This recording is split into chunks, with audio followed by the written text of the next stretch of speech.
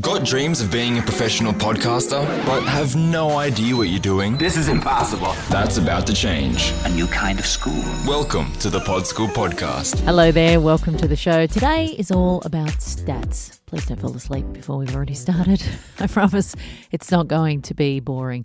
Stats are very important because it is what we are living and dying by. It's what also everybody is obsessed by. Everybody's always like, how many stats have you got? How many stats should I have? So I thought I'd do a bit of a breakdown of the stuff that you see in the back end of your podcast host. Let me preface this by saying that podcast stats are not perfect, just like radio stats are not perfect, but it is what we have and it is getting better. And as there is more attention, time, money, focus on the industry, the tech is getting better and better every day. So if you are going to be looking at your stats all the time, which is a new podcaster, you probably are, because everybody opens up their podcast host and clicks refresh to see how their little podcast is doing. So you're going to be looking at your stats inside there. Basically, the stats inside your podcast host are an aggregate of all of the places that you have submitted your RSS feed. So anywhere that your show is being listened to via the RSS feed that was created in your podcast host, those stats are going to tumble on in to the statistics part of your podcast host. Now, one exception to that rule is potentially Spotify. I think they're probably incorporated into most podcast platforms now, but in the past there have been some hosts where they haven't had Spotify incorporated in the download numbers. So you've actually had to go into your dashboard for Spotify, look at your numbers there separately and add them in. So just check in your podcast host to make sure that Spotify is a part of that. So when you look in the back end, the number you're probably going to be most focused on is downloads or listens. The thing to note about podcast hosts is that every single one of them measures things slightly differently.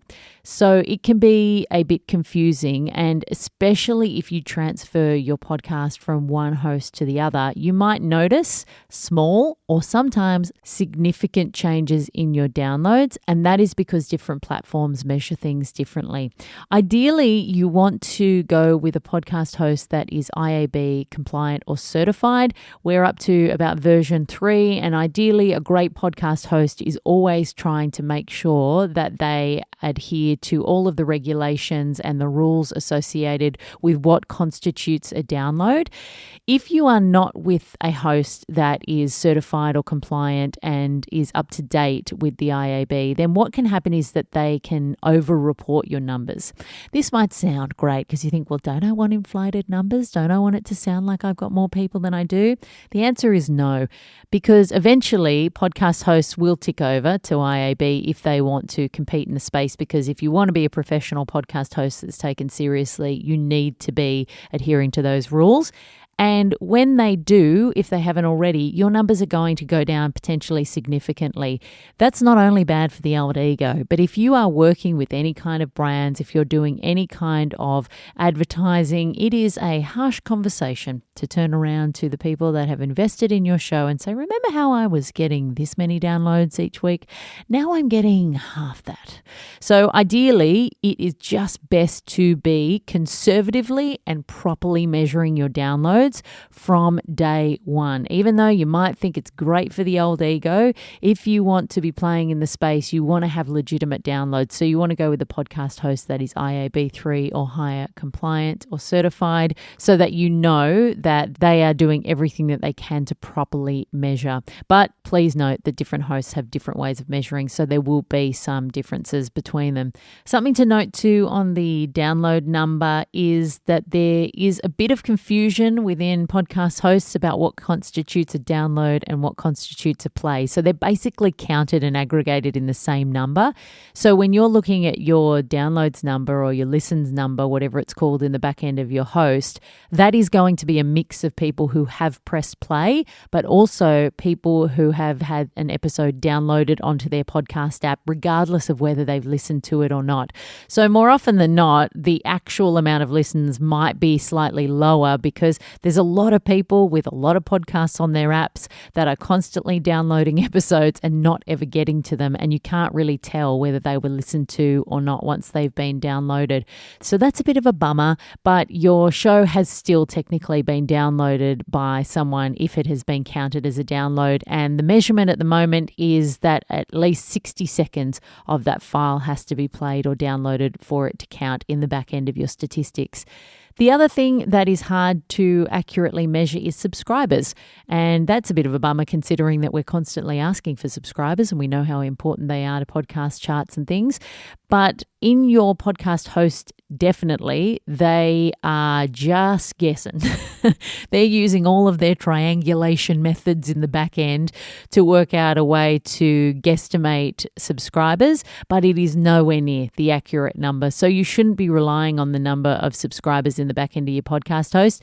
Even some podcast apps and directories don't highlight the number because different platforms engage with subscribers in different ways. So it's hard to just have one universal way to identify subscribers.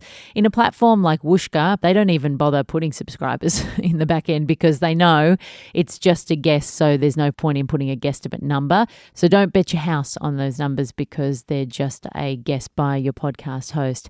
Ditto with unique listeners. So there might be an option in the back end for either total listeners or unique listeners, and that's an attempt for your podcast host to come up with a number of the total number of people that are listening to your show. So often that's much lower than your downloads because not every single person listens to every single episode. But again, some of the limitations with this statistic is that if I start listening at home on my Wi-Fi and then I jump on a train and I'm pinging cell towers left, right and center, and then I keep listening to the episode when I get to the office on the work Wi-Fi, I can register as multiple people in some podcast hosts. So you're not getting an accurate reflection, but all of these numbers are really useful when you're looking at trends. And also you have to think that everybody is dealing with the same numbers. So if downloads is what we're working off, that's what everybody is working off, regardless of whether they are perfect or not.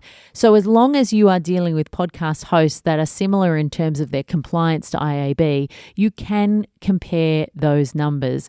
And it's great to look at your numbers in the back end to see how you're growing, to see what's changing. That's where things can become quite useful rather than thinking about them as absolute on their own sort of numbers. You think, well, how are my downloads growing? How is my unique audience changing? All of those things can be really useful for you to look at inside your own show just to make sure that you're on track and moving forward. Of course, these statistics are not perfect, but they are getting better all the time. My goodness, they have come so far in the last 2 years alone. So they are only going to improve. But if you've been a little confused about what's going on in the back end of your podcast host, hopefully that has shed a little light on it. To shed even more light and get deeper, I've got a link to an article on Pod News where they go really, really deep on things like Spotify analytics and Apple Podcast analytics. I'm going to do an episode next week on the podcast charts and what is the biggest influence on them in Apple, because I know everybody's obsessed with getting into the charts. So make sure you check out that. As always, you can head to podschool.com.au for more information on my online podcasting course. Just join the waitlist there and you will find out the next time the course is open. I'll see you next week, and until then, happy podcasting. That's all for today.